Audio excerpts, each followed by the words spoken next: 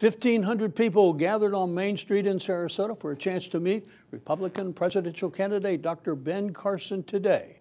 Many campaign supporters attended, while others had a specific reason to wait in line for hours. SNN's Allison Henning was there and has more on the story. Allison?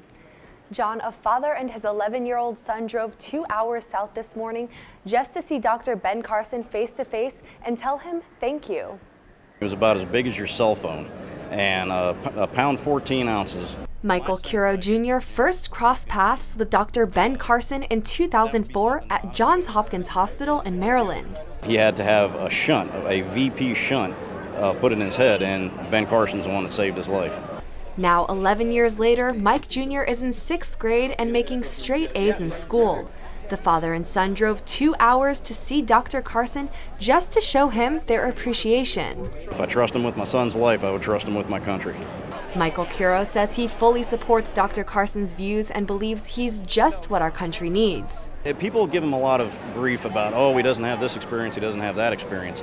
But there was a time when he didn't have experience with brain surgery either, and look at the result. I think the experience that's important is, how do you solve complex problems?